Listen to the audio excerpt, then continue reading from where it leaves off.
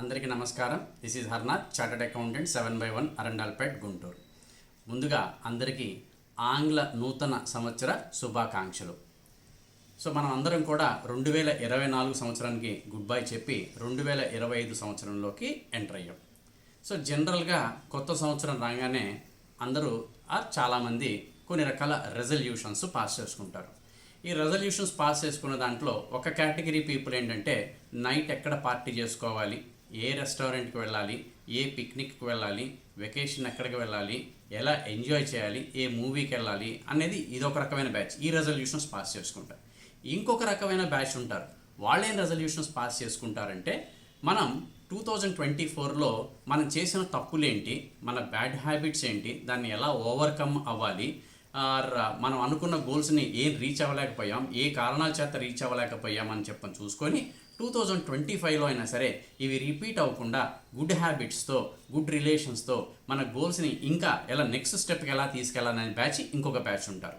మూడో బ్యాచ్ ఉంటారు. వాళ్ళు ఏంటంటే ఇప్పటిదాకా మనం రెజల్యూషన్స్ తీసుకోలేదు, కనీసం ఇప్పుడైనా తీసుకుందాం అని చెప్పని తీసుకొని కొన్ని రోజులు, 10 రోజులు, 15 రోజులు, నెల రోజుల తర్వాత లేదులే మన వల్ల కాదులే ఇంకా అని చెప్పని నెక్స్ట్ ఇయర్ చూద్దాము అని చెప్పని మళ్ళీ రొటీన్ వర్క్లో పడిపోయే బ్యాచ్ ఇంకొక బ్యాచ్ అని చెప్పని ఉంటారు.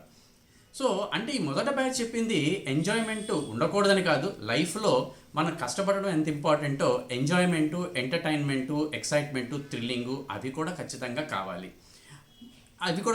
వాటితో పాటు ఈ సెకండ్ కేటగిరీ పీపుల్ కనుక మనం తీసుకుంటే కన్సిస్టెన్సీ అని అనేది ఉంది. అంటే ఇంతకుముందు జరిగిన ఇయర్లో ఏం తప్పులు చేశామనేది రివ్యూ చేసుకుంటూ మనకి ఎవరు బెనిఫిట్ చేశారని వాళ్ళకి గ్రాట్యుటీ చూపించడం, ఎవరి వల్ల మనం ఇబ్బంది పడ్డాం, మనం ఎవరిని ఇబ్బంది పెట్టాము, బ్యాడ్ హ్యాబిట్స్ ఏంటి, దానివల్ల మనకు వచ్చిన ప్రాబ్లమ్స్ ఏంటి, అవి ఓవర్కమ్ అవ్వాలంటే ఇలా రివ్యూ చేసుకొని నెక్స్ట్ ఆ మిస్టేక్స్ రిపీట్ అవ్వకుండా చూసుకుంటే కనుక మనం లైఫ్లో next స్టెప్కి వెళ్ళగలుగుతుంటాం.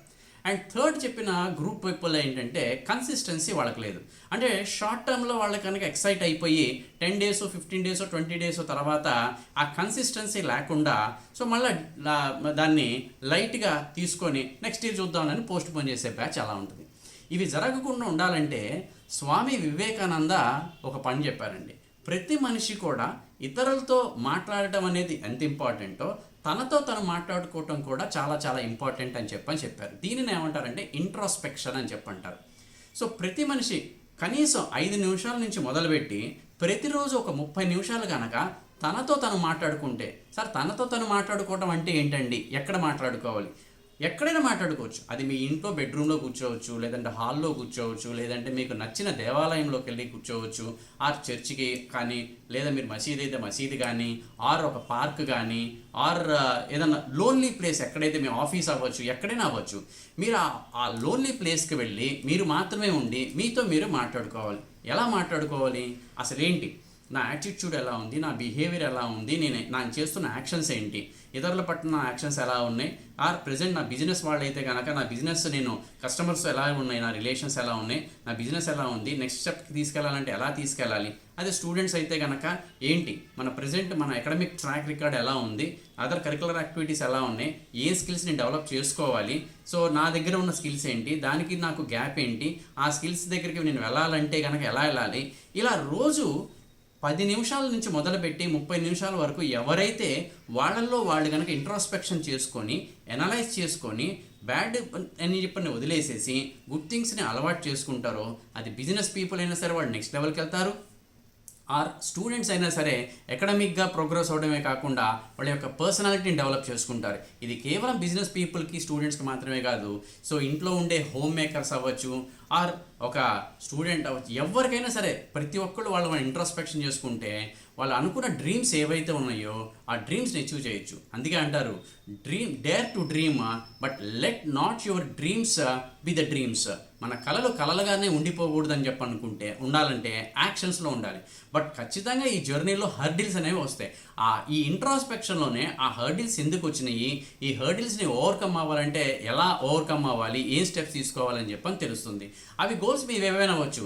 For example weight reduction అవ్వచ్చు, లేదంటే పండే కనుక న్యూ స్కిల్స్ నేర్చుకోవడం అవ్వచ్చు, లేదంటే బిజినెస్లో టర్న్ ఓవర్ని మనం ఈ టర్న్ ఓవర్ టార్గెట్ రీచ్ అవ్వాలి, ఒక కొత్త బ్రాంచ్ పెట్టాలి, లేదంటే కనుక పిల్లల్ని ఈ ఇయర్ నేను కెరీర్లో ఇలా సెట్ చేయాలి, పిల్లలకి ఈ కరికులర్ యాక్టివిటీస్ నేను ఈ ఇయర్ నేర్పించాలి, నా కోపాన్ని బాగా తగ్గించుకోవాలి, నా రిలేషన్స్ని పెంచుకోవాలి, కస్టమర్ ప్రొఫైల్ని పెంచుకోవాలి, లేదా ఈ కంట్రీని విజిట్ చేయాలి. ఇలా మీకు రకరకాల గోల్స్ ఉంటాయి. ఈ గోల్స్ని రీచ్ అవ్వడానికి ఇంట్రోస్పెక్షన్ అనేది బాగుంటుంది. సో ఈ విధంగా మీరందరూ ఇంట్రోస్పెక్షన్తో రీచ్ అవ్వాలని చెప్పని కోరుకుంటున్నాను. ఇది ఎలాంటిదంటే కొత్త పుస్తకం ఎలాంటిదని, కొత్త క్యాలెండర్ ఇయర్ అనేది న్యూ ఇయర్ అనేది నా వరకు నాకైతే మాత్రం ఇది ఒక న్యూ బుక్ లాంటిది. ఒక కొత్త పుస్తకం తీసుకొని ఆ పుస్తకంలో మనం ఏం రాసుకోవచ్చు అంటే మన ఇష్టం ఏమైనా రాసుకోవచ్చు. ఒక కవిత రాసుకోవచ్చు, ఒక కథ రాసుకోవచ్చు, లేదంటే కనుక ఒక లెక్కలు వేసుకోవచ్చు, లేదంటే మన గుడ్ హ్యాబిట్స్ రాసుకోవచ్చు, బ్యాడ్ హ్యాబిట్స్ రాసుకోవచ్చు, మన ఫ్రెండ్స్ గురించి రాసుకోవచ్చు, మన ఎనిమీస్ గురించి రాసుకోవచ్చు, ఆర్ పనికి రాకుండా పిచ్చి గీతలైనా సరే గీసుకోవచ్చు. ఒక కొత్త పుస్తకంను ఎలా వాడుకోవాలనేది మన చేతుల్లోనే ఉంటుంది. అలాగే ఒక కొత్త సంవత్సరం మనం ఎలా ఉండబోతున్నాం అనేది కూడా పూర్తిగా మన కంట్రోల్లోనే ఉంటుంది. మనం ఎలా కావాలనుకుంటే అలా డిజైన్ చేసుకోవచ్చు. నా వరకు నాకైతే మాత్రం ఈ న్యూ ఇయర్ అని చెప్పనేది ఒక కొత్త పుస్తకం లాంటిది. సో ఒక న్యూ బుక్లో మనం ఏ రకమైతే మనం వాడుకోవచ్చో ఈ న్యూ ఇయర్ని కూడా మనం ఎలా కావాలంటే అలా వాడుకోవాలి. సో మీరందరూ కూడా ఈ న్యూ ఇయర్ని చక్కగా ఇంట్రాస్పెక్ట్ చేసుకొని మంచి పీస్ అండ్ ప్రాస్పరిటీతో ఉండాలని, ఆ భగవంతుడు మీకు అన్ని రకాలుగా మీకు ధైర్యాన్ని సమకూర్చాలని చెప్పని, మీరు మీ కుటుంబ సభ్యులు మీ వెల్ విషర్స్ అందరూ కూడా అష్టైశ్వర్యాలతో ఆయురారోగ్యాలతో ఉండాలని చెప్పని కోరుకుంటూ మీ Harnath once again wish you happy new year to all of you for 2025. And share this video to your well-wishers and subscribe to our channel for more educative videos, and wish you good luck. Thank you very much.